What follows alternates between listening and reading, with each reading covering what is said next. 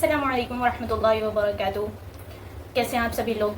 आज की इस वीडियो में हम बात करने जा रहे हैं किसी भी कॉम्पिटिटिव एग्जाम की तैयारी करने के बाद जब हम वो एग्जाम देते हैं उसके बाद हमारा एज एक्सपेक्टेड रिजल्ट नहीं आता है तो फिर हम इतने ज़्यादा स्ट्रेस हो जाते हैं। अब मेरा रिजल्ट बढ़िया नहीं आया, अब क्या होगा, कुछ नहीं, अब मैं मेरी लाइफ का कोई मतलब ही नहीं है। और वो सोचते सोचते सोचते ओवर थिंकिंग में वो गलत सलत कदम उठाने पर मजबूर हो जाते हैं। सबसे बड़ी बात, सबसे पहली बात कि हम अपनी एक्सपेक्टेशन एक सिंगल एग्जाम को लेकर के ऐसी हम सेट ही क्यों करें, जबकि हमें मालूम है कि कंपटीशन इतना बड़ा है कि 1%, 0.1% चांसेस होता है इन एग्जाम्स में जो है क्लियर कर पाना इन एग्जाम को। तो हम इतनी बड़ी एक्सपेक्टेशन इन एग्जाम से रखे ही क्यों, सबसे बड़ा सवाल ये पैदा होता है।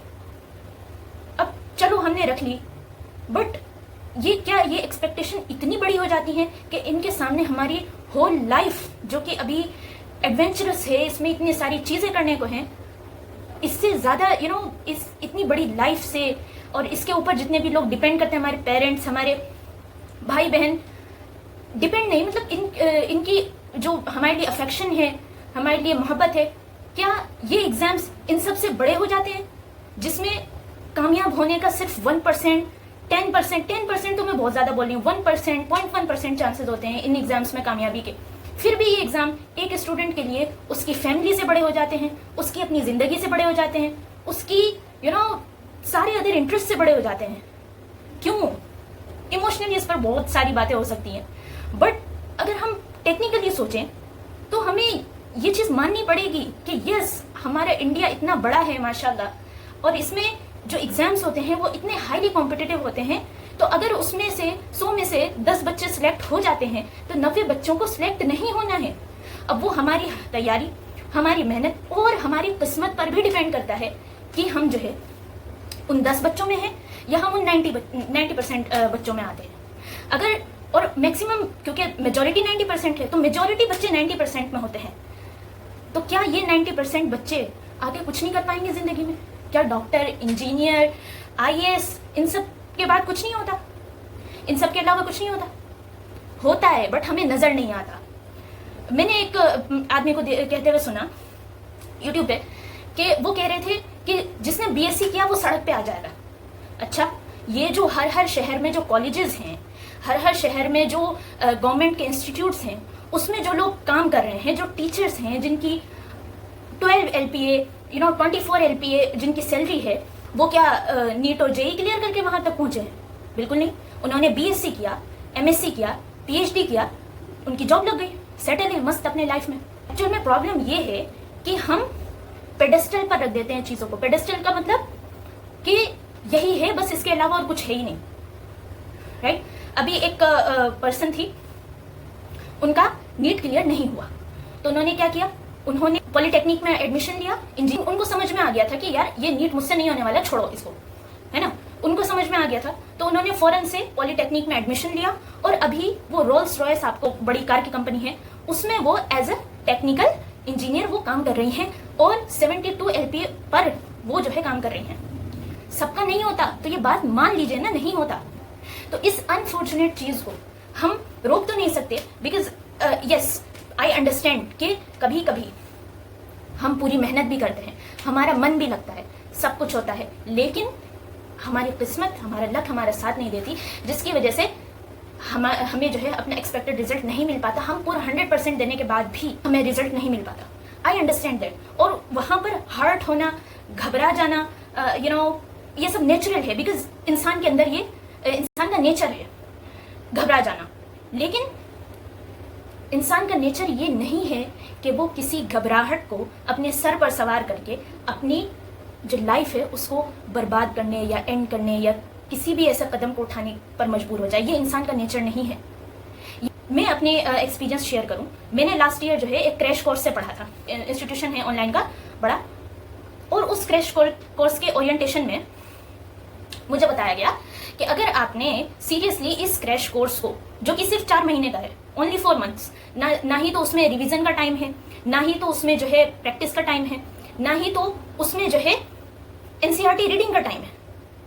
On behalf of that small time, that इतना सा टाइम उन्होंने ये एक्सपेक्टेशन दिलाई कोचिंग वालों ने कि अगर आपने इस कोर्स को रिलीजियसली फॉलो कर लिया तो आपका सिलेक्शन हो जाएगा नीट में। मैंने भी मान लिया और फिर मैंने बहुत अच्छे से मैंने ना एक दिन क्लास छोड़ी ना एक दिन होमवर्क छोड़ा। बट मैं ये देख रही थी कि जैसे जैसे एग्जाम पास आ रहा था, जनवरी से मैंने तैयारी शुरू की और मई में हमारा एग्जाम था, जैसे जैसे मेरा एग्जाम पास आ रहा था अब मैं मुझसे दिन मैनेज ही नहीं हो रहा। मैं लेक्चर्स अटेंड करूं उस क्रैश कोर्स के, मैं टेस्ट दूं 3 घंटे का, मैं उस क्रैश कोर्स का होमवर्क करूं, मैं एनसीईआरटी पढूं, क्योंकि भाई ये टाइम है ही नहीं ना ये सब चीज करने का। अगर आपने पूरे साल पिछले साल मई से लेकर के, पिछले साल चलिए मई में तो एग्जाम ही होता है, जून तक रिजल्ट ही आता है, पिछले साल जुलाई से लेकर के इस साल जनवरी तक आपने नहीं की है पढ़ाई, तो आप मान लीजिए आपका नहीं होगा। आपको ये फेक मोटिवेशन और ये सब चीजें स्ट्रेस देने के बजाय और कुछ नहीं देंगी। मुझे क्योंकि मेरा दिन मैनेज नहीं हो रहा था, मुझे मालूम चल गया था कि मेरा नहीं होने वाला। आई न्यू, क्योंकि नीट के लिए क्या है 5 बार आपको एनसीईआरटी पढ़नी है, प्रीवियस ईयर क्वेश्चन सारे करने हैं और उसमें एक्सपर्ट होना है, उनको इतनी बार करना है कि वो याद हो जाए। 30,000 20,000 क्वेश्चन प्रैक्टिस करने हैं, तब आप कहीं सोच सकते हैं कि हाँ अब हो सकता है मेरा सिलेक्शन, है ना। ये सब चीज बिना किए हम ऐसी टीचर्स जो हैं, इसमें टीचर्स का कसूर है, मैं मानती हूँ बहुत बड़ा कसूर है कि वो क्रैश कोर्स में ऐसी उम्मीद दिला देते हैं, ऐसी एक्सपेक्टेशन दिला देते हैं कि ये क्रैश कोर्स आप कर लीजिए उसके बाद आपका सिलेक्शन हो जाएगा। अरे भाई जब टाइम ही इतना कम है, एक दिन मैनेज नहीं हो रहा है बच्चे से कि उस दिन जो है हम क्लास करें, एनसीईआरटी पढ़ें कि जो उसके साथ बुक्स आई हैं, और मोरओवर उसके साथ बुक्स भी नहीं उन्होंने कि ये भी करना है, उसके बाद 3 बार एनसीईआरटी भी रीड कर लो, हाईलाइटेड एनसीईआरटी भी कर लो, ये कर लो वो कर लो। 3 महीने में क्या ये करें तो करें कैसे, आप ये तो बताइए। दिन को हम मैनेज करें तो करें कैसे। मैंने इस प्रेशर में भी एक दिन बाद एक दिन टेस्ट दिया मैंने 4 महीने में, मेरे मार्क्स गिरने लगे क्योंकि मुझे पता है मैं जो पढ़ रही हूँ वो बस मैं पढ़ ही रही हूँ, मैं रिवाइज नहीं कर पा रही ना। उसकी मैं एनसीईआरटी रीड कर रही थी बट मैं उसको याद नहीं कर पा रही थी। और बॉटनी बायोलॉजी तो आप जानते ही हैं, लेक्चर्स अटेंड करके कोई फायदा नहीं है, आप जब तक उसको बैठ करके रटेंगे नहीं, याद नहीं करेंगे, कुछ नहीं होने वाला। केमिस्ट्री को के मैकेनिज्म्स, केमिस्ट्री के सारे रिएक्शंस आप जब तक रटेंगे नहीं आपको कुछ नहीं होने वाला। ये चीज मान लीजिए, कितना ही आप समझ के पढ़ लें but at the end of the day आपको रटना पड़ेगा, ठीक है। तो दूसरी बात, टीचर्स को ये फेक मोटिवेशन नहीं देना चाहिए। तो मुझे मालूम था कि मेरा नहीं होने वाला, तो मैंने रीनीट भी नहीं दिया। मैंने नहीं दिया क्योंकि मुझे मालूम था कि 5 महीने 4 महीने के टाइम स्टैम्प में एक नॉर्मल दिमाग का बच्चा जिसने पूरे साल नहीं पढ़ाई की है, वो कैसे उन बच्चों को बीट कर देगा जो 2 साल से 1 साल से तैयारी कर रहे हैं। जस्ट एक्सपीरियंस के लिए मैंने एग्जाम दिया, मैं गई, नीट का जो ओरिजिनल एग्जाम था, और फिर बाद में पता चला वो पेपर लीक भी हो गया। इन सब चीजों से बाहर आने का सॉल्यूशन ये है, पहली बात आप जो है पेडेस्टल पर नहीं रखना है। लक को माने ना माने, लक मैटर करता है ना। दूसरी बात, ये बात आपको मान के चलनी पड़ेगी कि although I give my 100%, there is a chance कि मेरा सिलेक्शन नहीं होगा। चौथी बात, अगर आप कोई क्रैश कोर्स खरीद रहे हैं, कभी भी क्रैश कोर्स से सिलेक्शन नहीं होता, बिकॉज क्रैश कोर्स में आप वो चीज करते ही नहीं है जो चीज एक्चुअल में एग्जाम में आने वाली है, that is question practice.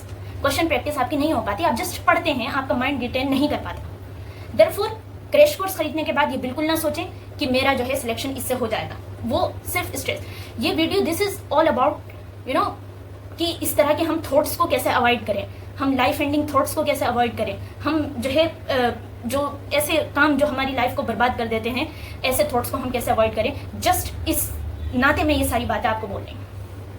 Moreover, अब इसका मतलब ये नहीं है कि हम बिल्कुल ही उम्मीद छोड़ दें कि यार हमारा तो होने नहीं वाला, अब छोड़ो। ऐसे भी बच्चे हैं जिनका सिलेक्शन होता है, वो 10,000 बच्चे जो हैं उनका सिलेक्शन होता है, वो अच्छे मेडिकल कॉलेज में जाते हैं। हमें क्या करना है, बस प्रैक्टिस करनी है। जो हमारा ऊपर वाला है, जो हमारा मालिक है, उसके ऊपर हमें बिलीव करना है कि वो जो है हमारे पीछे हमेशा खड़ा है।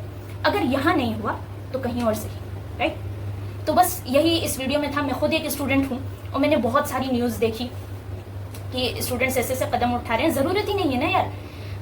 आई अंडरस्टैंड कि आप लोग कोचिंग में पढ़ते हैं, ऑनलाइन कोचिंग में हम लोग जाते हैं, वहाँ पर बहुत सारे अपने माँ बाप के पैसे लगते हैं हमारे, फिर हम जो है प्रेशराइज हो जाते हैं कि यार हमारा नहीं होगा, तो बहुत ज़्यादा प्रेशर रहता है। किसी के पेरेंट्स ने ज़मीन बेची होती है, घर गिरवी रखा हुआ होता है, अपनी ज्वेलरीज को गिरवी रखा हुआ होता है, तो ये सारी चीज़ें हैं, यस। लेकिन ऑन टॉप ऑफ दैट हमें ये भी समझने की ज़रूरत है कि जिस एग्ज़ाम के लिए हम जा रहे हैं दैट इज़ वेरी कॉम्पिटिटिव यार। 22 लाख बच्चे उसमें बैठते हैं और 22 लाख में से 6 से 7 लाख बच्चे सीरियस होते हैं, और 6 से 7 लाख बच्चों में से भी 40 to 50,000 बढ़िया गवर्नमेंट मेडिकल कॉलेज में जाते हैं, तो हम इस बात की कैसे उम्मीद लगा लें कि जो 22 लाख के 22 लाख बच्चे या 6-7 लाख बच्चे जो सीरियस हैं उन सबका सिलेक्शन हो जाएगा, जबकि सीट ओनली 40 to 50,000 ही हैं। एक चांस रखिए, एक पार्ट ऐसा रखिए कि यस मेरा नहीं भी हो सकता है, ऐसा नहीं कि मेरा होगा ही नहीं, इस बात पे अड़ना नहीं है, क्योंकि होना है तो हो जाएगा इंशाल्लाह। तो this was all for this video. बहुत ही ज़्यादा हार्ट ब्रेकिंग न्यूज़ आती है, दिल टूट जाता है कि यार स्टूडेंट्स क्यों ऐसा करते हैं। प्लीज़ मत कीजिए, अपने ऊपर बिलीव करिए। प्लान बी में BSc हो सकता है, पॉलीटेक्निक हो सकता है, बहुत सारी चीज़ें हैं जिनके बाद भी आप अच्छा कर सकते हैं। ज़रूरी नहीं कि आप डॉक्टर इंजीनियर बनकर के ही अच्छा करें, ज़रूरी नहीं है, राइट। तो प्लान बी पर जो है अपना थोड़ा सा पार्ट अपना फोकस का उधर दीजिए और बाकी का फोकस आपका इधर रहना चाहिए। 2-3 साल तैयारी करिए, देखिए होता है कि नहीं, इंशाल्लाह होगा। अगर आप ईमानदारी से मेहनत कर रहे हैं, अगर आप बहुत दिल लगा करके पढ़ाई कर रहे हैं तो आपका होगा इंशाल्लाह। बट पूरी उम्मीद नहीं है कि आपका हो ही जाएगा, right. So that was all for today. Thank you very much.